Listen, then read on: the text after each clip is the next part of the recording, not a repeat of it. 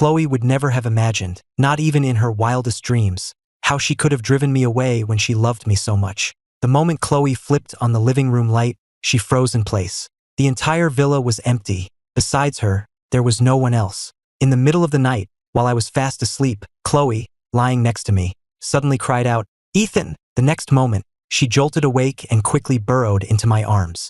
"Ethan, don't go." My body tensed slightly. "What's wrong?" Chloe's eyes were red with lingering fear. "I had a nightmare that you left me. Thank God it was just a dream, and you're still here." I lowered my gaze, wanting so badly to tell her that soon I wouldn't be. Perhaps because of the dream, the next day Chloe insisted on taking me to work with her. I refused, but she pleaded relentlessly, and not wanting to waste any more time arguing, I had no choice but to go with her. As soon as we entered Chloe's office, I saw that her desk was covered with pictures of me. Seeing me staring at them, she wrapped her arms around me from behind and nuzzled my back dependently. A lot of men try to hit on me, but putting these pictures out has worked wonders. "Don't worry, honey, I know how to conduct myself." I looked down at her without a word. Just then, her assistant knocked on the door to remind her that the meeting was starting. Chloe hugged me reluctantly for another moment before turning to leave, telling me to wander around for a bit. I had no desire to explore, but I didn't want to stay in her office either, so I ended up walking through each floor of the building. Around noon, I got a call from the immigration office. "Mr. Ford, we still need you to come in person to sign one last document for your immigration paperwork." Just as I was about to respond, a familiar voice came from behind me. "What immigration?" I spun around to see Chloe standing there, her expression shifting dramatically. The moment I hung up, she rushed over and grabbed my hand. "Ethan, who's immigrating?" My expression remained neutral. "An old classmate of mine. He's planning to move and wanted to get together one last time before he leaves." Perhaps because my expression was so calm, Chloe never considered the possibility that I was lying, but she still hugged me tightly, frightened. "I thought it was you. You scared me to death." I forced a slight smile. "It's just immigration." Why such a strong reaction? Chloe's heart was pounding in her chest. She explained helplessly, "Ethan, you know my family's background. We have 3 generations of military service. We can't just leave the country." She paused, still seeming worried, and reminded me again, "If I ever do anything wrong, you can hit me, you can yell at me, but you can't leave the country. If you did, I'd never be able to find you. That would be worse than death." Held tightly in her arms, I simply offered a faint smile. "I understand." Perhaps sensing something was off, Chloe kept me by her side for the next few days, never letting me out of her sight. Even when a friend opened a new private club and invited their whole circle, she insisted on bringing me along. With her watching me so closely, I had no idea how I'd get to the immigration office to sign the papers, so I just went with her. The moment we stepped into the private suite, a group of her friends swarmed us. "Ethan, just relax and have a good time tonight. We know you prefer things quiet, so we switched the music to piano and cleared the whole place out for you. Come sit over here, Ethan. We've got all this fruit washed and sliced for you." Chloe watched them and raised an eyebrow. "Since when did you all become so accommodating?" "Everyone knows Ethan is the love of your life, Chloe. Seriously, we all know you forgot all about us the second you got married. Our hearts are broken, so all we can do is join you in spoiling him rotten." The room erupted in laughter. Just as the mood was at its peak, a tall figure walked in. It was Julian Miller. The manager hurried forward to stop him. "I'm sorry, sir, but the club is closed for a private event tonight. We aren't accepting other guests." But Julian pushed him aside and walked right in. "Ethan, Chloe, so you're the ones who booked the whole place. What a coincidence. You don't mind if I join, do you?" Without waiting for an answer, he came right over and sat down next to me. Then, in the dim lighting, he pulled Chloe's hand under his shirt. I couldn't help but glance at Chloe. Her expression had changed the instant Julian appeared, as if she wanted to throw him out, but the moment her hand was pulled against his abs, she closed her eyes. I struggled to control my emotions, pretending I hadn't noticed a thing. Midway through the party, I went to the restroom and splashed cold water on my face again and again, trying to clear my head. A provocative voice suddenly spoke from beside me. "Ethan, wanna make a bet? Let's see if Chloe stays with you for the rest of the night, or if she sneaks away to be with me."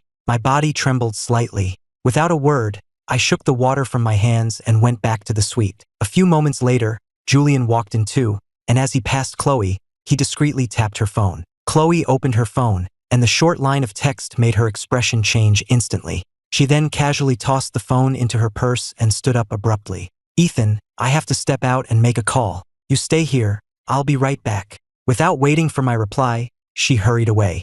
A moment later, Julian also made an excuse and left. Watching them disappear, I struggled to breathe. The pain in my heart was a sharp blade, slicing me over and over, a merciless torture. The agony was so intense that all I could think about was dragging Chloe down to hell with me, to make her hurt even more. As the night wore on, Chloe, who had said she would be right back, still hadn't returned. Her friends were visibly uncomfortable, exchanging silent glances. I said nothing and quietly left the suite. They all fawned over me as they walked me to my car. Just as I got in the car, I realized I had forgotten my wallet. As I was about to head back to the suite to get it, I heard a long sigh of relief from inside. We finally got him out of here. Any longer and I would have definitely blown it. I have no idea how Chloe manages to put on such a good act in front of him. My feet felt nailed to the floor. The conversation inside continued. Are Chloe and Julian still at it? How long has it been? Almost 5 hours, right? What's the rush?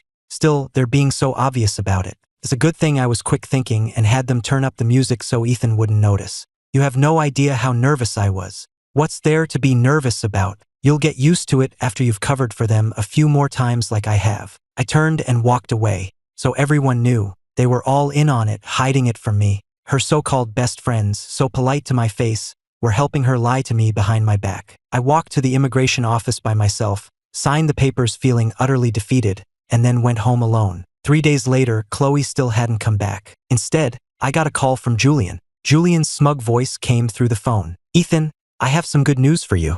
Chloe's pregnant. She's going to be a mom and I'm the father. I've been with her constantly these last few days, taking such good care of her. I carry her when she gets out of bed. I even feed her myself. Oh, and the doctor said we can be intimate again after 3 months. She was so happy to hear that, and I love it. Oops, did I say too much?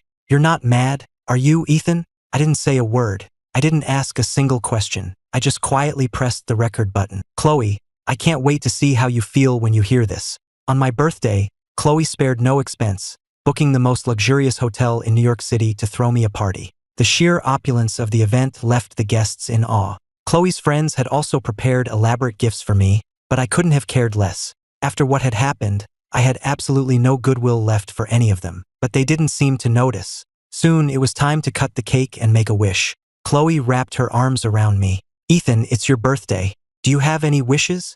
In the past, I would have shaken my head and said no, because back then, her love was all I needed. But now, I had one very strong wish, to leave her and never see her again. I looked down at the woman gazing at me with such affection. "Will you grant me any wish I make?" Chloe paused for a second, then her smile grew even more tender. "Of course." I smiled, but the smile didn't reach my eyes. "In that case, I do have 3 wishes. Chloe's smile was indulgent. "All right, tell me. Whatever you want, it's yours." I turned and produced a blank sheet of paper. "My first wish is for you to sign this." A collective gasp went through the crowd. For people of their wealth, signing a blank document was the ultimate taboo. If used by someone with malicious intent, the consequences would be catastrophic. How could someone as cautious as Chloe possibly sign it? She would have to be insane. But to everyone's astonishment, Chloe just gave me an indulgent smile and signed the paper without a moment's hesitation. "There you go, honey." I clutched the paper, a wave of relief washing over me. With Chloe's signature in hand, I could now draft the divorce papers. From this day forward, Chloe and I would have nothing to do with each other. Seeing me smile, Chloe's mood brightened as well. "Honey, what's your second wish?" I looked out at the guests, then a smirk played on my lips. "My second wish is for you to transfer all of your shares in the Hayes Corporation to me." My words sent shockwaves through the room. The crowd was in an uproar. Chloe's shares were worth tens of billions. No matter how much she doted on her husband, she couldn't possibly give him everything. And yet, Chloe immediately called her lawyers and instructed them to transfer every single one of her shares to my name, leaving nothing behind. I looked at the signed and stamped digital stock transfer agreement on my phone, feeling ecstatic. Once I sold these shares, I would be set for life abroad. I would have more than enough money to last 10 lifetimes. Chloe leaned against me gently. "Honey, I have nothing now. I'm working for you. You can't leave me, okay?" I parted my lips to speak, but a sudden gasp came from the crowd. "Oh no, someone's fainted." Chloe looked up and saw that the person who had collapsed was Julian. Her expression changed in an instant, and she started to rush forward. Fortunately, some semblance of reason returned to her. She turned back to me. "Ethan, I'm going to take him to the hospital. You stay here and enjoy yourself. Just text me your last wish. There isn't one. Chloe didn't hear me clearly. What? I shook my head. It's nothing. Go ahead. Watching her hurry away with Julian, I let out a small, soft laugh. Chloe, I don't need your help with my third wish, because that wish is to leave you for good. 3 days before my departure, Julian sent me a video. It was the same venue as my birthday party. Julian was standing in the center of a pile of gifts, wearing a blue and white suit and a birthday hat. Chloe was hugging him from behind, pressing against him intimately. Happy birthday, my little prince. What are your wishes? Julian lifted his chin arrogantly. I want what Ethan had. You have to grant me any wish I make. Chloe stroked his cheek indulgently. Anything for our little prince. I didn't reply. I just saved the video and left the house. I took the paper Chloe had signed to my lawyer's office. Mr. Ford, the divorce agreement is ready. As soon as you sign your name here, your marriage will be officially terminated. I nodded and signed my name without a moment's hesitation. From that point on, Chloe and I were complete strangers. 2 days before I left, Julian sent another video. In it, he was carefully pressing his ear to Chloe's stomach. Chloe smiled. The baby's only 3 months old. What could you possibly hear? Julian replied with complete seriousness. I heard him call me daddy. Chloe's smile widened. The baby can't talk yet, but if you really want to hear it, I can give you an earful. Daddy. In that instant, Julian's Adam's apple bobbed, and he turned and pulled her into his arms. Again, I didn't reply. I called my lawyer and sold all the shares Chloe had given me. Then I went to the bank, withdrew a portion of the money, and had it converted to foreign currency. On the day I left, I woke up very early. I had 3 things to do. First, I gathered all the gifts Chloe had given me over the years and gave them away to the household staff. The staff were both thrilled and confused, as the gifts were priceless. I just smiled brightly. Something wonderful has happened recently, and I want to share my joy with all of you. Please don't feel awkward, just accept them. Also, you don't need to clean the villa, cook, or water the plants today. You can all go home early. Overjoyed by this stroke of luck, the staff thanked me profusely and left with their arms full of gifts. Second, I compiled all of Julian's provocative texts, videos, and the recording he had sent me. I had 1,000,000 copies of the texts printed to be scattered across the city by drones. I arranged for the videos to be played on a loop on every digital billboard in Times Square. I had the audio recording set to blast from 1,000 speakers in the public plazas. Third, I finished packing my bags and placed the divorce certificate on the table. Just then, my phone rang. It was Chloe. Her voice was as gentle as ever. Ethan, I'm almost finished here. I'll be home to be with you as soon as I'm done. I just grunted in response. Perfect timing. I have a surprise for you. She sounded excited. Really? What kind of surprise did you get me? My voice was flat. You'll see it as soon as you get back. Or maybe you'll see it on your way home, if the timing is right. The texts, the videos, and the recording. Chloe hung up, full of anticipation. The sun was shining. I picked up my suitcase and got into the car heading for the airport without a single look back. Late that night, Chloe changed her clothes and left the hospital. As she drove closer to Riverside Manor, her guilt intensified. She had called me that afternoon promising to be home that evening, and now it was so late. She could only imagine how upset I must be, and I had even told her I had a surprise waiting for her. She gripped the steering wheel in frustration, her eyes landing on the apology gift in the passenger seat. On her way home, she had called her assistant and had them pick out a new watch for me, one I had mentioned wanting a long time ago. It could serve as compensation for my birthday and for neglecting me these past few days. Chloe stared at the gift for a long time, only snapping out of it when the gates to Riverside Manor opened. She drove toward the villa, not even bothering to close the car door as she rushed inside with the gift in hand. Ethan, click. The moment Chloe flipped on the living room light, she froze in place. The entire villa was empty. Besides her, there was no one else. She could hear the ticking of the grandfather clock on the wall and the frantic pounding of her own heart. Chloe stood frozen in the foyer for a long time before she managed to move her stiff legs and walk into the living room. Her eyes immediately fell on a splash of bright red on the table. Remembering what I'd said, Chloe hurried over. When she saw the words printed on the red booklet, the gift she was holding slipped from her grasp and crashed to the floor. The delicate box shattered, and a shard of plastic scratched the watch face inside. Her vision swam, and she fought to control her trembling hands as she picked up the divorce certificate from the table. The moment her fingers brushed against the embossed words,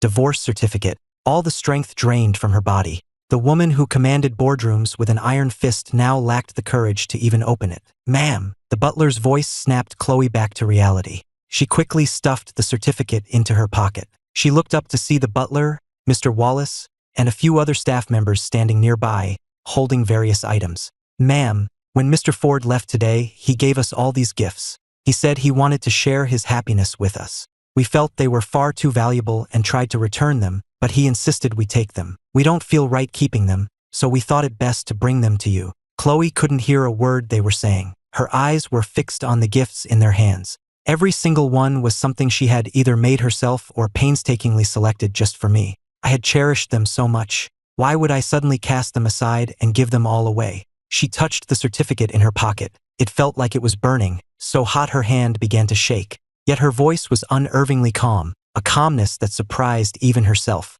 "Mr. Wallace, you said he left today. Do you know where he went? She had to find me. She had to ask me why. They had been so happy. Why would I suddenly divorce her, suddenly throw her away?" The staff members looked at each other. "We don't know, ma'am. We just saw that he seemed very happy when he left, so we didn't think to ask."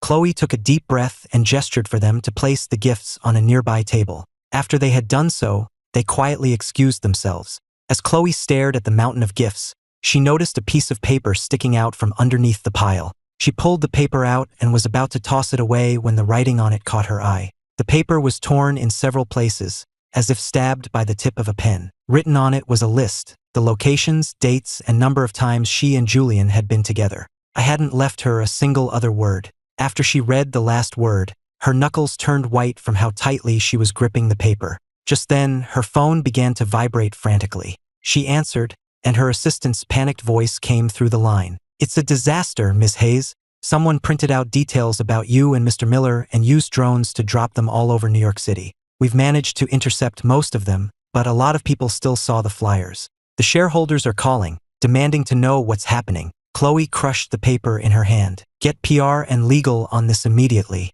I want it buried. I don't want to see or hear another word about this anywhere." She slammed the phone down, took one last look at the list, then crumpled it into a ball, shoved it in her purse, and stormed out the door. The black car roared back to life, shooting through the night like an arrow, finally screeching to a halt in front of the hospital. Chloe didn't even bother to close the door as she strode into the building. The young nurse on the night shift saw her approaching and quickly stood to greet her, but the words caught in her throat when she saw the thunderous expression on Chloe's face. The nurse then watched as Chloe marched directly into a patient's room and slammed the door behind her. The loud slam made the nurse jump and startled Julian awake. He groggily sat up, ready to yell at whichever inconsiderate nurse had woken him, but when he saw the woman standing by his bed, his anger instantly melted into delight. "Chloe, what are you doing here?" He had thought she would stay with him after they had been together earlier, but she had left. The thought of her spending the last few days with me had left a sour taste in his mouth. What did Ethan have that he didn't? He had just managed to fall asleep, and now here she was, back with him. Proved she still cared about him. Feeling smug, Julian reached out to embrace her. But instead of an embrace, he felt a sudden, tight grip around his neck. Chloe's hands were tight around his throat, her usually cool eyes blazing with fury. "I told you I only love Ethan. I told you if you wanted to continue this, it had to be a secret. If he ever found out, it would be over immediately. Julian, where did you get the nerve to go and provoke him?" Her voice grew colder, her grip tighter. Julian's face turned pale. He struggled, tears streaming down his face as he tried to explain. "I didn't, Chloe, you have to believe me. I never said anything about us to Ethan." Chloe threw the crumpled paper from her purse at his face. "You didn't? Then how does he know all of this?" Julian's hands shook as he uncrumpled the paper. The color drained from his face. He scrambled out of bed and fell to his knees in front of her, crying and begging for forgiveness, trying to explain himself. He said he only did it because he loved her so much. He never thought Ethan would actually leave. Chloe looked down at him, her expression cold and dismissive. "You love me? But I don't love you. If you hadn't climbed into my bed when I was drunk, none of this would have ever happened." Julian suddenly snapped, screaming at her with raw anguish. "You don't love me? How can you not love me?" He had given his youth to this woman. She was carrying his child. How could she not love him? Seeing Julian's crazed state, Chloe bent down and grabbed his chin, squeezing so hard it nearly dislocated. "Who do you think you are to demand my love? If it weren't for Ethan's health condition, do you think you'd still be alive? You would have disappeared the day after you climbed into my bed." That day, she had woken up from a drunken night to find a naked Julian beside her. She had been furious and terrified, furious that her best friend's little brother would be so audacious, and terrified that I would be heartbroken and leave her if I ever found out. Her only thought at the time was to get rid of Julian, but he had knelt and begged her for his life. Just then, her parents had called, pressuring her again about having a child, but I had been diagnosed with infertility. After she hung up, she thought of Julian. He could be the substitute. Once the child was born, she would make a deal with the Miller family, have them send Julian out of the country, and she would raise the child as if it were mine. That was her plan, and that's what she did. Everything had been going according to that plan, but now it was all ruined. The coldness in Chloe's words drained all the fight out of Julian. He slumped, letting his hands fall to his sides as he lowered his head. Though he was a son of the Miller family, he had been brought into the household as an illegitimate child. He soon discovered that besides the eldest legitimate son, there were a dozen other children born out of wedlock just like him. His father was always busy with other women, and his mother was always scheming to get more money out of him. He learned early on that in families like theirs, love was the cheapest commodity. Julian had long given up on the fantasy of love, figuring that keeping her physically was good enough. But then she started treating him better and better, even leaving me for him repeatedly. His feelings for her grew, and so did his greed. He didn't just want her to have his child. He wanted to marry her, to possess her completely. But now she was telling him, without a shred of emotion, that the only reason she kept him around was because I was infertile. A cruel light entered Chloe's eyes, but her voice remained cold and steady. I'm having the procedure tomorrow morning. Since I was gone, the baby in her womb was now useless. The lifeless Julian shot his head up, shaking it frantically. Chloe, you can't be so heartless. That's your child too. He pleaded with her. The baby was his only leverage, his only protection. He couldn't lose it. Chloe didn't spare him a glance as she turned to leave. Julian scrambled to his feet to follow her, but his legs were numb from kneeling for so long, and he collapsed. He writhed on the floor in pain, crying out helplessly, Chloe, please, I'm begging you, don't hurt our baby. She didn't look back at Julian and drove straight back to the villa. Staring at a framed photo of the two of us, a sharp pain pierced her heart. She held the photo for a long time before finally picking up her phone and calling my friends and family. Chloe wanted to ask if any of them knew where I had gone. From the first call to the 99th, the answer was always no. She even swallowed her pride and called her biggest frenemy, but all she got was ridicule and another no. Soon, the private investigators she hired came back with the same answer. Nothing. It was as if I had vanished into thin air. She hung up the phone, defeated, and sat in a chair, staring into space all night. The next day, as promised, she went to the hospital and had the abortion. When she woke up, Julian was by her bedside, his eyes red. Chloe, why? Why did you get rid of our baby? Outside the room, having heard the news, was Julian's mother. Chloe, dear, Julian told me you had a small procedure today, so I came to see how you are. Mrs. Miller set down a fruit basket, then turned and slapped Julian hard across the face. Smack! Mom! Julian cried, clutching his swelling cheek and staring at his mother in disbelief. But his mother didn't think that was enough and slapped him again. How could you be a kept man? She was trembling with rage, but beneath it was a deep, profound sadness. The news about Chloe and Julian had spread all over New York City overnight. Even Julian's father had left his mistress's bed to rush home and demand an explanation from his wife. While the city's elite were no strangers to affairs, there was an unwritten rule that such things were never to be made public. And lately, the older generation had been cracking down on the younger ones. Julian's father had strictly forbidden any of his children from becoming a boy toy, getting someone pregnant, and especially from letting it become a public scandal. Julian had managed to break every single rule, and he had done it with Chloe Hayes of all people. Everyone knew how devoted Chloe was to me. Julian's father didn't care why Chloe had an affair. He only cared about the damage Julian's actions would do to the Miller family name. Miller Industries stock would plummet. The eldest son's engagement, which had been a sure thing, would be in jeopardy. In a fit of rage and ignoring his wife's pleas, Julian's father had him officially disowned, removing him from the family trust and issuing a press release that very night stating that Julian Miller was no longer associated with the Miller family. Mrs. Miller was filled with despair. From the day she had married into the family, she had planned her son's entire future, right down to who he would marry. And now Julian had destroyed it all. Suppressing her pain, she threw a credit card at Julian. You're on your own now. Then, ignoring his hysterical sobs, she turned and walked away. Meanwhile, at the Hayes estate, Chloe, still recovering from her procedure, had just returned home from the hospital. My uncle was there, and he roared at her, "Chloe, is this how you treat my nephew?" My uncle had lived a long life and had never been angry enough to fight with anyone, but now he was so furious with Chloe that his eyes were red and his voice trembled. My aunt and uncle had retired to the countryside and had only met Chloe once before, at our wedding. This was the second time they had seen her. Although they rarely saw her, Chloe and I would call them every holiday, and she always sent thoughtful gifts. They had thought I had married a wonderful woman, but now, that wonderful woman had not only cheated on me but had gotten pregnant by another man. It was more than my uncle could bear. My uncle looked like he was about to strike her, but my aunt stopped him. "Let it go. Let's leave. The most important thing now is finding Ethan. As for her, we'll just pretend we never knew our nephew had a wife." My uncle lowered his hand and glared at Chloe. "From now on, you don't exist to us. And as far as we're concerned, Ethan never married you." Chloe had been in a daze ever since she found out I was gone, but my uncle's words finally snapped her out of it. She scrambled to her feet, wanting to run after them, to beg them not to be so cruel, to tell them she couldn't live without Ethan. But as she stood up, her vision went black, and she collapsed. 7 months after I arrived in the States,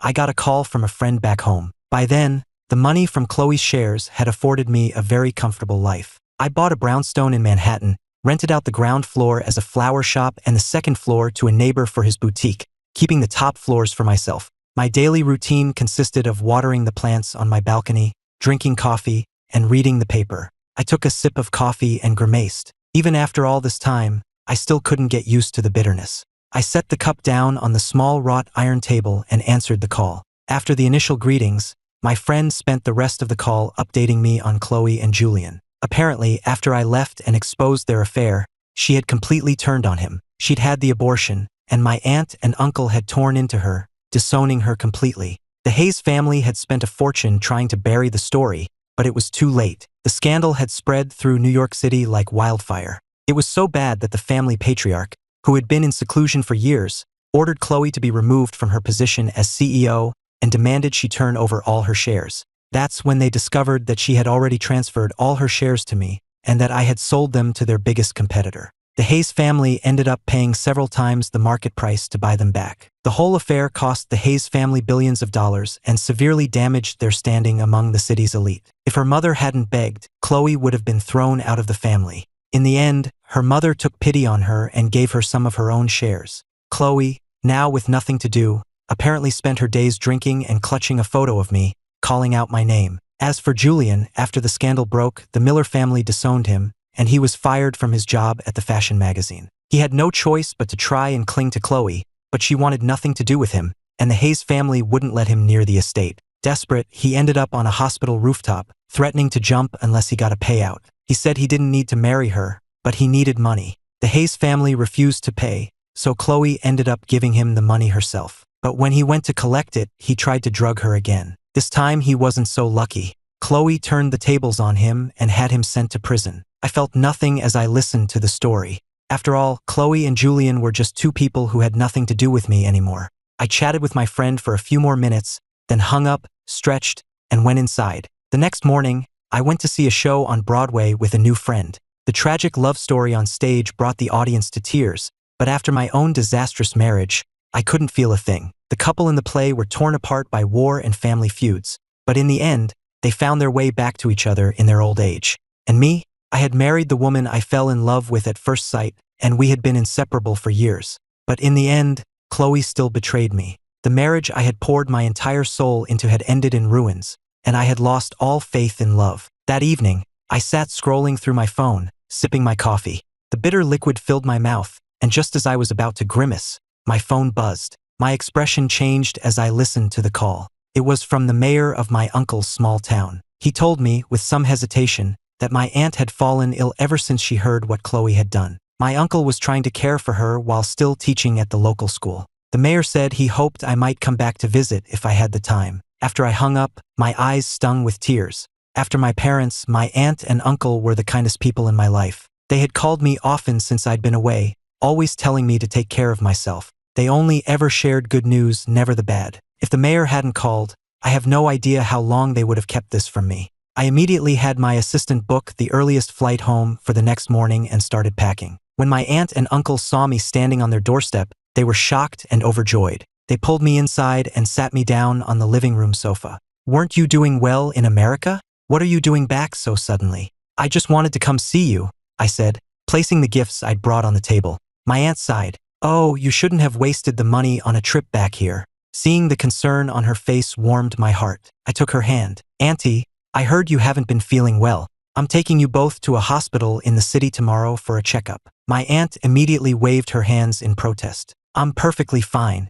Don't waste your money." The topic brought up old wounds, and her eyes welled with tears as she apologized to me again. She said if she had known what Chloe would become, she never would have let me marry her. I was long past being angry about it, and I certainly didn't blame them. I had known for a long time that Julian didn't like me. The very first time he saw Chloe, he had looked me in the eye and said, "Believe it or not, Ethan, she's going to be mine one day." The competitive fire in his eyes was intense, but I hadn't paid it any mind. Back then, Chloe loved me so much. I thought the whole world could cheat on their partners, but Chloe never would. Reality, however, had slapped me hard across the face. I insisted on taking them to a hospital in New York City for a full workup. My aunt's condition was a bit concerning, and the doctor recommended she stay for a few days for observation. I had her admitted to a private room that same day. To make things easier, I hired a private nurse to help and rented a townhouse near the hospital so my uncle would have a comfortable place to rest. My aunt and uncle were so touched it pained them. They tried to secretly give me money for the expenses,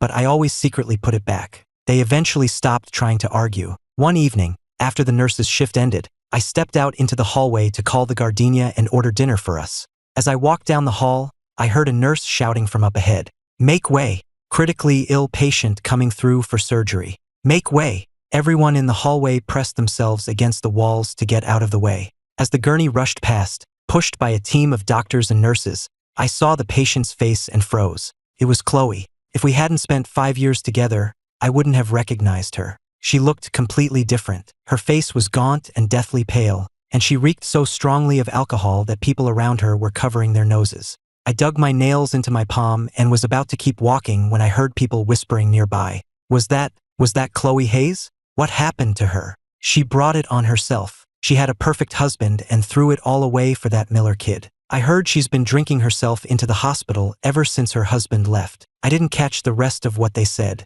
I walked to the end of the hall. A cold autumn wind blew through an open window, and I instinctively pulled my coat tighter. After I made my call, I sat down on a bench to wait. Soon, a few more people sat down on the bench across from me, chatting. "It's a sad story.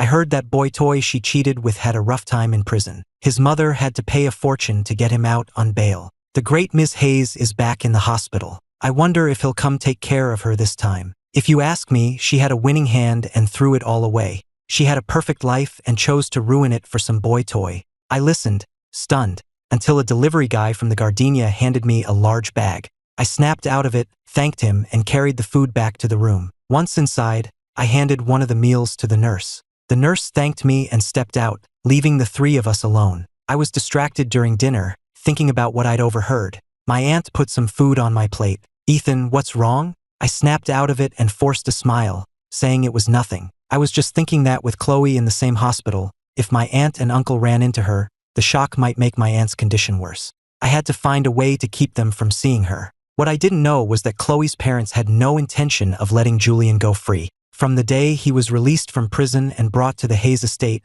they had him under 24-hour surveillance. They weren't worried about him running. With the Hayes family's influence all over New York, there was nowhere for him to go. The reason they kept him away from the hospital was because they knew how much Chloe despised him now. If she found out they had bailed him out, she might do something drastic. As for Julian, he had no intention of running. He had learned his lesson in prison. He knew the only reason he was out was because of his past connection to Chloe. The Hayes family had promised to forgive the massive debt from his bail if he could successfully get back into Chloe's good graces. So now, he did whatever the Hayes family told him to do without complaint. He didn't even dare raise his voice to the staff. Everyone thought the secret was safe, but Chloe's parents had overlooked one person, her butler, Mr. Wallace. The butler had gone to the main estate to pick up some of Chloe's things and had walked in on the scene, even hearing Mrs. Hayes order the staff to keep quiet about it. He left immediately without the clothes. When Chloe woke up in the hospital, she saw Mr. Wallace hesitating by her bedside. "What is it now?" she asked impatiently.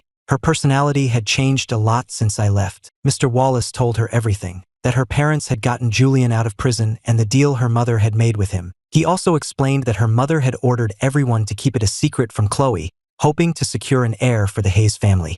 After he finished, the butler stood by nervously, expecting an outburst. But surprisingly, Chloe just waved a dismissive hand, telling him to leave. Once the door was closed, she tossed the orange she was holding onto the nightstand and lay back, staring blankly at the ceiling. If only none of it had ever happened. She covered her face and let out a bitter, hollow laugh. But it had happened. She didn't even know where I was. How could they possibly have a child together? The night nurse, seeing her all alone, gently suggested she should have someone stay with her. The nurse then mentioned a patient in a private room downstairs whose husband was doting on her, and whose nephew had flown in from overseas to be with her, even hiring a private nurse and never leaving her side. The nurse recalled what I looked like inside. A man that devoted and kind.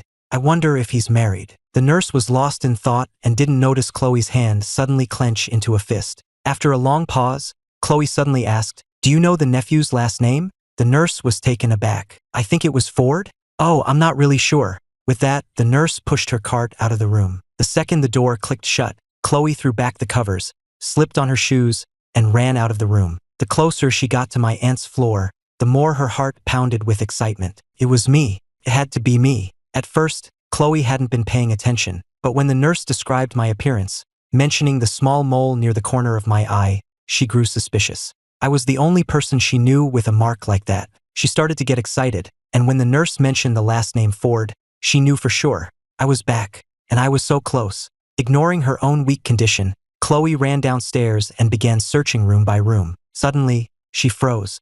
A familiar, slender back was right in front of her. Ethan. Her body moved before her mind could catch up. She ran after me, terrified that if she hesitated for even a second, I would vanish again. I heard the familiar voice and my hand paused on the doorknob. I glanced back instinctively and saw Chloe striding toward me. Without a second thought, I turned and ran down the stairs. I didn't have time to wonder how she'd found me. I just knew I couldn't face her. I sprinted out of the hospital and jumped into the first taxi I saw. "Go, just drive." Just then, Chloe caught up, banging on the window. "Ethan, please listen to me. I'm begging you, don't go." I ignored her and told the driver to step on it. As the car sped away, Chloe started to run after it, but a sharp pain shot through her stomach, causing her to double over. Just then, a furious voice shouted her name. "Chloe!" My uncle, who had just arrived to relieve me, saw the scene and was filled with rage. "How dare you show your face here and bother Ethan?" Already weak from the pain, Chloe collapsed to the ground. Chloe's face was ashen. She reached out a hand as if grasping for something, but my uncle didn't even glance at her. He just turned and walked away. "Don't let me see you again." The encounter left my aunt and uncle both furious and heartbroken for me. They were angry that Chloe still had the audacity to come after me, and they were heartbroken that after I had finally escaped her, I was now being harassed again because of them. My aunt became so agitated that she demanded to be discharged immediately so I could go back to the States. It took a great deal of persuasion to calm her down and convince her to stay. I had known from the moment I returned to New York that I would run into Chloe eventually. After all, this was her family's city. If she had wanted to, she could have found me the moment my plane landed. I thought about her banging on the taxi window, begging me, and I sighed. What was there to explain? I had laid it all out on that piece of paper. If she had understood, she wouldn't be looking for me now. But Chloe had finally found me again. She wasn't going to give up that easily. She had so much she wanted to tell me, to explain everything about her and Julian. She didn't love him, she said. She only wanted me. But from that day on, I avoided her completely. She waited outside my aunt's new room for days, enduring the cold glares of my aunt and uncle and the whispers of passers-by, but she never once caught a glimpse of me. That night, after waiting late again with no sign of me, Chloe was about to give up and leave when she saw a tall, slender figure walking down the hall. Her dull eyes instantly lit up. "Ethan!" I stopped and looked at her coldly, then walked right past her and into the empty room, closing the door behind me. My aunt had been moved that morning, but we had left a few things behind. I thought I could slip back late at night to retrieve them, but I hadn't expected her to still be here. The sound of the door closing snapped Chloe back to reality. She rushed to the door and knocked. "Ethan, I know you can hear me. Please just let me explain. I never meant to hide it from you. He took advantage of me when I was drunk. I was going to get rid of him, but then my parents called, pressuring me about having a baby, and I couldn't stand them blaming you all the time, so She trailed off, perhaps too ashamed to say the rest. But we both knew what she meant.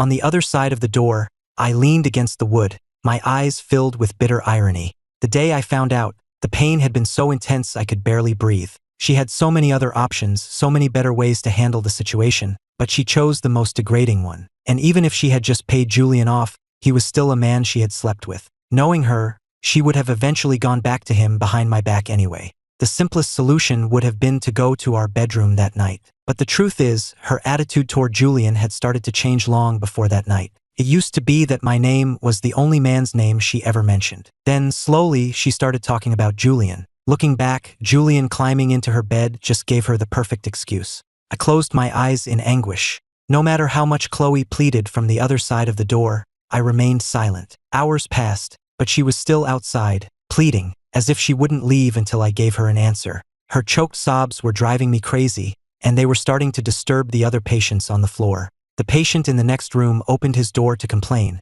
but when he saw it was Chloe Hayes, he swallowed his words and sullenly shut his door again. Chloe turned back to my door, about to speak, when it suddenly swung open. Ethan, the joyful smile on her face froze when she saw the ice in my eyes. Chloe, I already said everything I had to say. You claim you love me, that you only slept with Julian for my sake. But what about all the times after that? Weren't you the one who initiated it every single time? I saw you. I even heard you. I dug my nails into my palm. So much time had passed, but the memory of her and Julian together still made me sick to my stomach. What's tainted is tainted. Stop making excuses. We were over the day you cheated on me. I looked away from her, ready to leave with the items I'd come for. But Chloe grabbed my arm in a panic. No, it's not like that. I'm not tainted. Ethan, if you think I'm dirty, I'll go wash myself clean right now. Just please, don't say we're over. I ripped my arm from her grasp, a bitter laugh escaping my lips. Then you shouldn't have cheated in the first place. She was the woman I loved, and she had betrayed me. Why, Chloe? Why did you cheat? Why were you in bed with another man when I needed you? How could you look me in the eye after that and still tell me you loved me? My voice was calm, but my words were daggers, each one plunging deeper into her heart. I backed her against the wall until she had nowhere left to go. The color drained from her face. She opened her mouth, but no words came out. I stepped back, the smirk fading from my face. Chloe, if I could do it all over again, I would wish I had never met you. Then I wouldn't have had to endure so much pain. I looked at her, her eyes filled with anguish. She had offered so many explanations, but they were all meaningless in the face of her infidelity. They were nothing but a pathetic joke. I watched her, my expression unreadable. When she finally fell silent, I asked quietly, "Are you finished?" She flinched, then nodded quickly, looking at me with the terrified eyes of a child awaiting punishment. I gave her no response. I had already wasted too much time here. If I didn't get back soon, my aunt and uncle would worry. I turned to leave. Don't try to see me again. As my words hung in the air, Chloe slid to the floor, watching me walk away with an expression of utter despair. Did I hate her that much? Was I really unwilling to give her even a sliver of a chance? A long moment passed, and a bitter smile touched her lips. Perhaps my words had finally gotten through to her, because I didn't see Chloe for the next several days. After my aunt was discharged, I had them stay with me at the townhouse, promising to show them around the city before they went back home. One afternoon, while my aunt and uncle were napping, I decided to go out for a walk. When I opened the door, I was surprised to see Mr. Wallace and some of the other staff from the villa standing on my doorstep. They quickly gathered around me. "Mr. Ford, we heard you were back in the country and wanted to come and see you." Very few people besides Chloe knew I was back. I hid the flash of coldness in my eyes and invited them inside, but they declined, explaining their purpose for coming while still standing on the porch.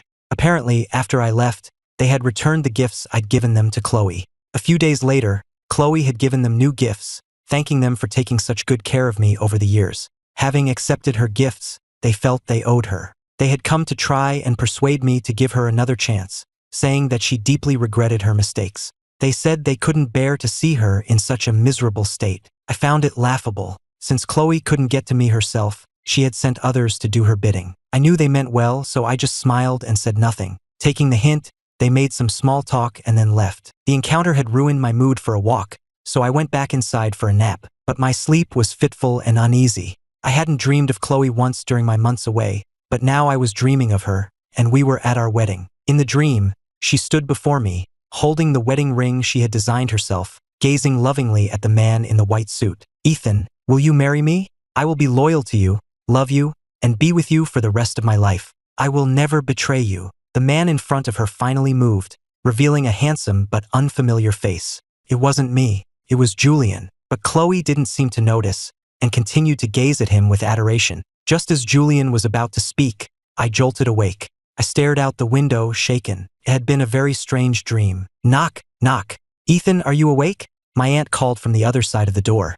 I splashed some water on my face and called out, "I'm up, Auntie." She came in and handed me an invitation, saying a friend had sent it over. I then remembered running into an old friend shortly after I got back. We had chatted for a bit. Before we parted ways, he had asked for my address, saying he'd be sending out his wedding invitation soon. I thanked her and opened the envelope. It was indeed his wedding invitation. He was an old friend, so the next day I went to the mall to buy him a gift. As I reached the second floor, I saw a large group of people heading my way, parting the crowd as they went. I quickly stepped into a nearby store to get out of their way. As they passed, something made me look up. My eyes widened in shock. It was Julian. He had once been the picture of a handsome, vibrant young man, but now he looked like a frail old man. He was painfully thin, little more than skin and bones, and he shuffled along, looking utterly lifeless.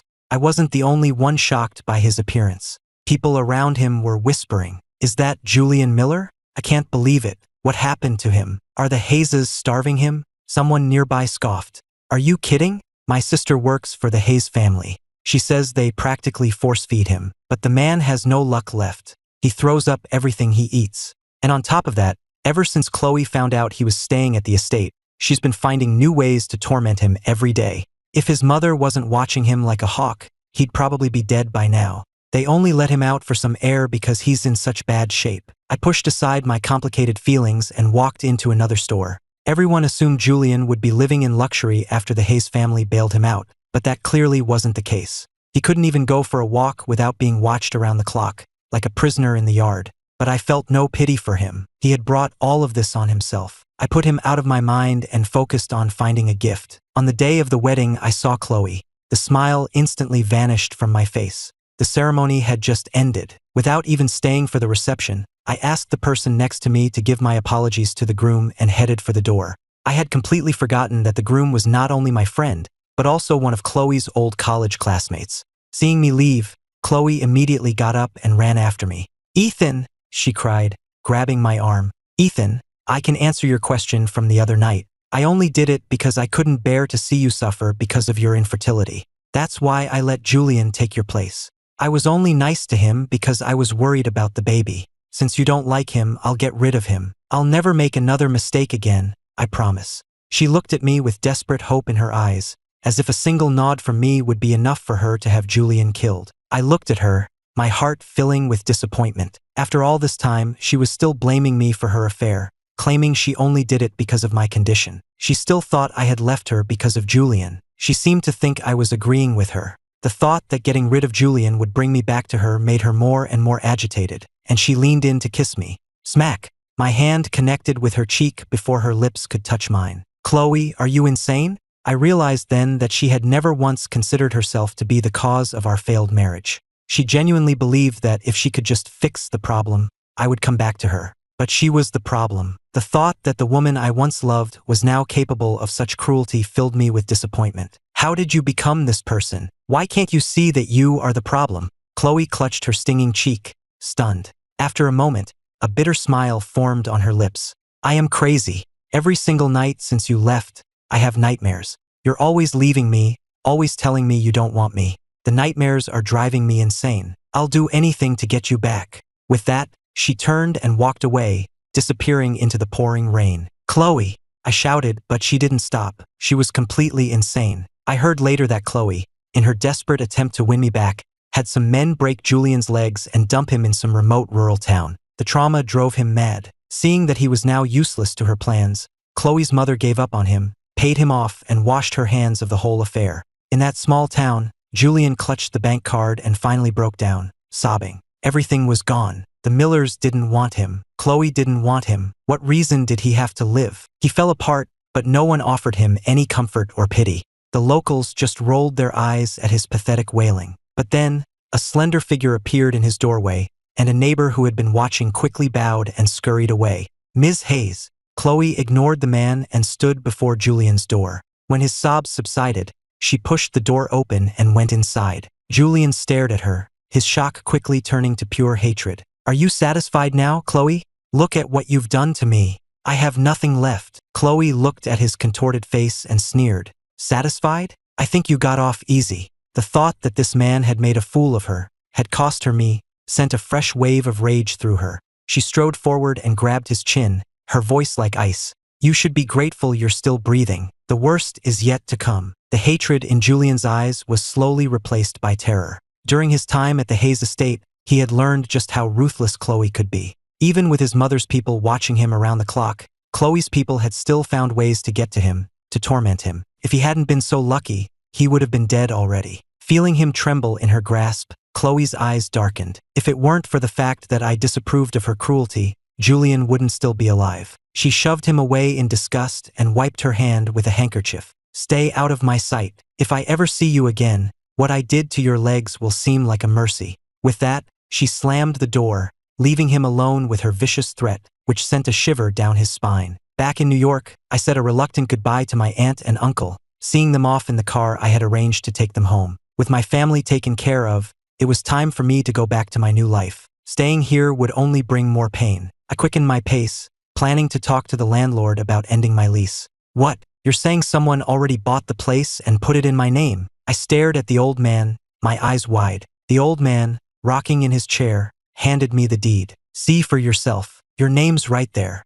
I took the papers, suspicious, and there it was, my name, clear as day. I recognized the handwriting and frowned. Just as I was about to speak, the old man pointed toward the door. "And there's the person who bought it for you." I looked up and saw a figure silhouetted in the doorway, looking at me with that same gentle expression from years ago. "Ethan." "Chloe, what is this?" I said, thanking the landlord as I pulled her outside. "I don't need this from you." A flash of pain crossed her eyes. She tried to hug me, but I pushed her away. "Ethan, it's my way of making things right. I've solved our biggest problem. Julian is gone. He'll never bother us again. So please, can you just give me one more chance?" I shook my head. "A chance? Chloe, I did consider giving you a chance."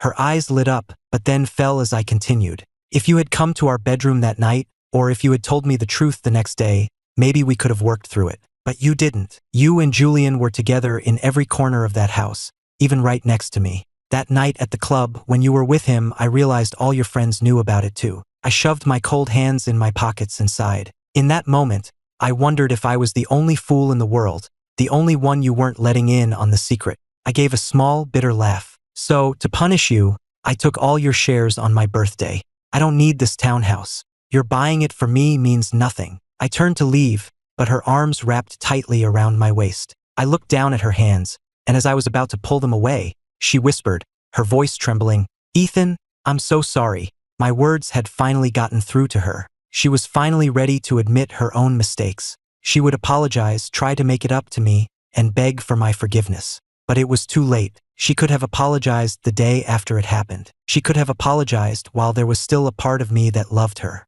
But she couldn't apologize now, not after my heart had turned to stone. I stood there for a long moment, then gently removed her hands and walked away.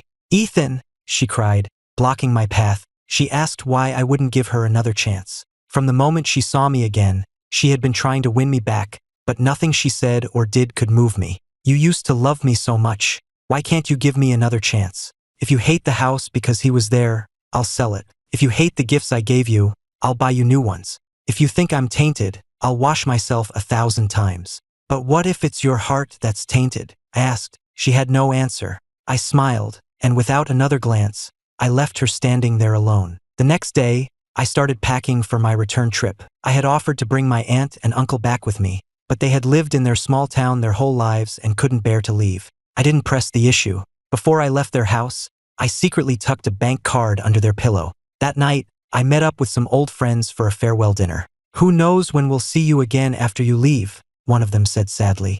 "We'll come visit you in the States when we get the chance."